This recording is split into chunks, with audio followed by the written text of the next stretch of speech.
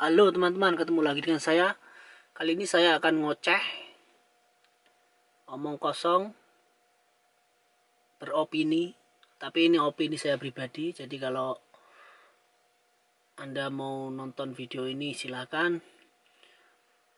Tapi kalau tidak suka silakan ditutup. Kali ini saya akan ngomong masalah tentang Bupati Dedi, Bupati Purwakarta, yakni Bupati Dedi. Ini batal berkunjung ke Mesir setelah ketemu 2 TKW yang terlantar di Malaysia. Saya baca dulu beritanya ya. Di Tribun News ini saya baca. Bupati Purwakarta Dedi Mulyadi membatalkan perjalanannya menuju Kairo, Mesir untuk menjadi pembicara tentang keberhasilan memimpin pembangunan daerah di hadapan mahasiswa Indonesia di Kairo. Bupati Dedi batal ke Mesir setelah ia bertemu dengan 2 TKW ilegal asal Karawang dan Purwakarta yang ditahan pihak imigrasi Malaysia di Bandara Kuala Lumpur, Jumat tanggal 28 April kemarin. Saat itu Bupati Dedi tengah transit di Malaysia untuk ke Mesir.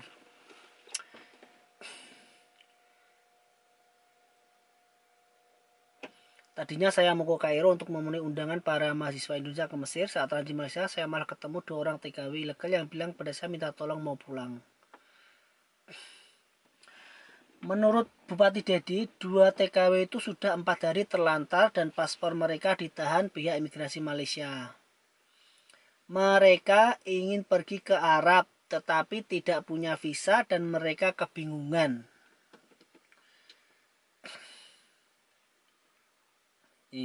Jadi yang digarisbawahi ini, mereka pergi ke Arab tetapi tidak punya visa.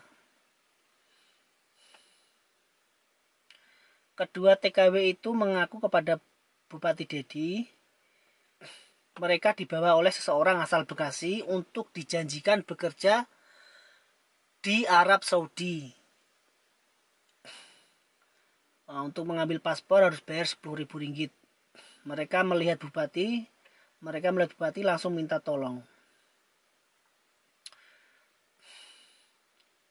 Bupati Dedi sempat kecewa dengan warganya yang memaksa untuk pergi bekerja ke Timur Tengah. Padahal selama ini pemerintah Purwakarta melarang warganya keluar negeri untuk menjadi TKW. Namun demikian Bupati Dedi kemudian bekerja sama dan meminta bantuan petugas KBRI Indonesia untuk Malaysia supaya bisa memulangkan kedua warganya tersebut. Dengan komunikasi yang baik, keduanya bisa dibawa pulang ke Indonesia. Ini pengakuan TKW-nya ya, namanya Syariah. Seorang TKW bertemu mengakui bahwa sejak awal ia memilih jalan yang salah. Selain memaksa berangkat menjadi TKW ilegal melalui pelanjut tenaga kerja di Jakarta, ia tak mendapat izin suami. Ini seharusnya tidak berangkat karena tidak mendapat izin suami. Ini perjalanannya dari Purwakarta dibawa ke ini perjalanannya, jadi perjalanan mereka untuk pergi ke Arab ya.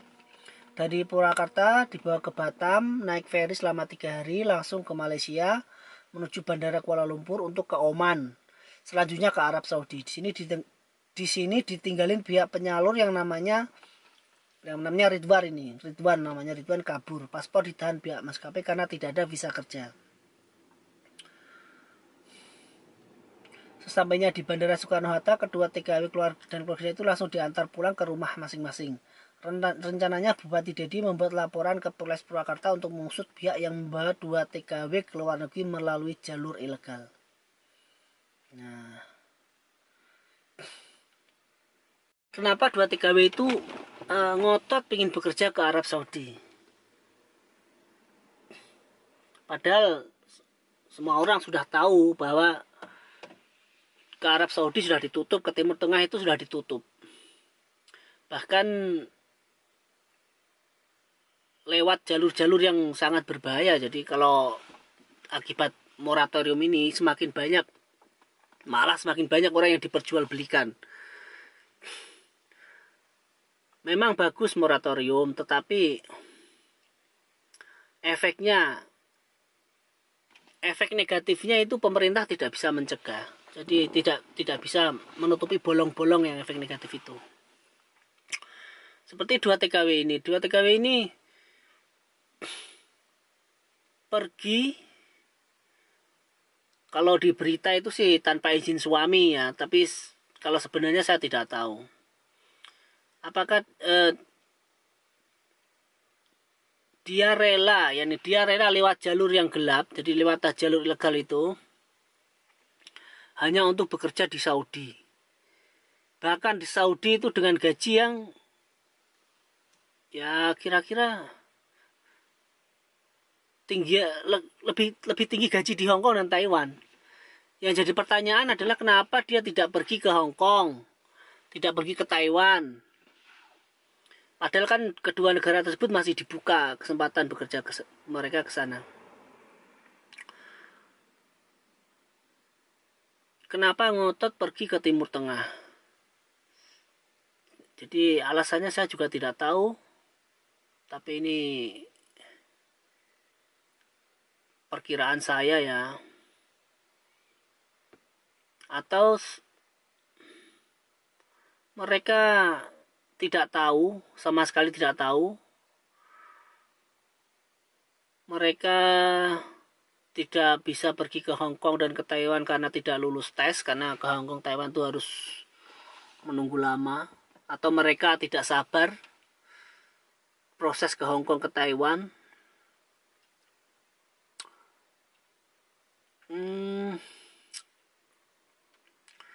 Atau mereka sudah tahu bekerja ke Arab Saudi seperti apa, atau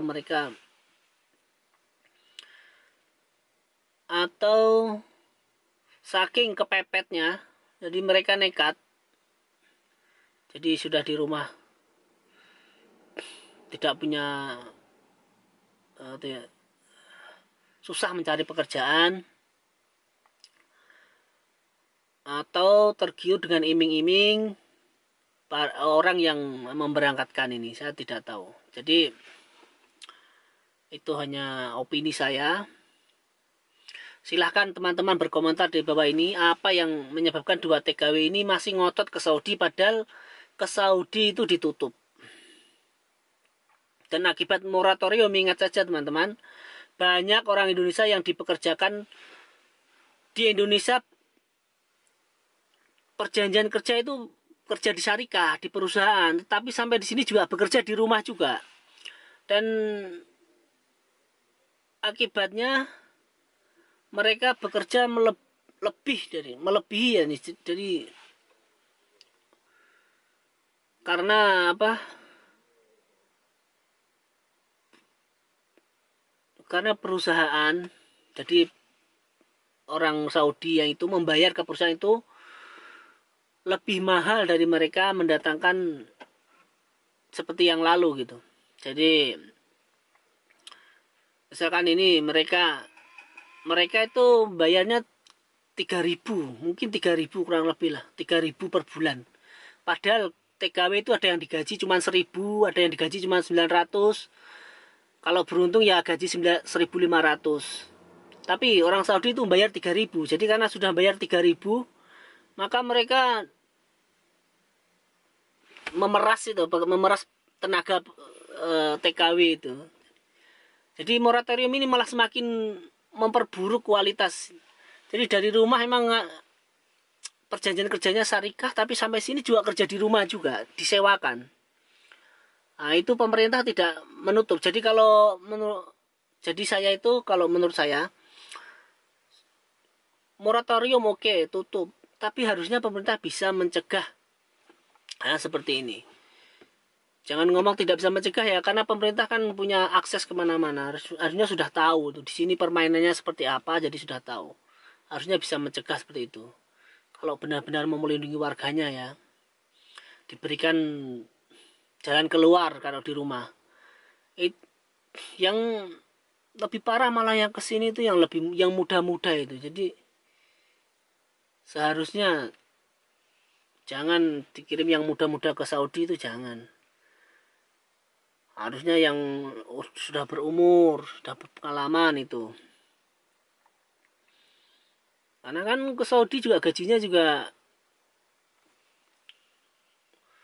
tidak sebanyak ke Hong Kong, ke Taiwan. Maksudnya yang baru ya. Kalau yang lama ya, kalau orang lama di sini juga bisa dapat gaji yang lumayan.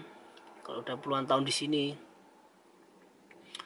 Yang terutama yang informal ya. Jadi saya rasa moratorium ini tidak menyelesaikan masalah, tetapi malah memperburuk masalah. Oke, itu hanya opini dari saya.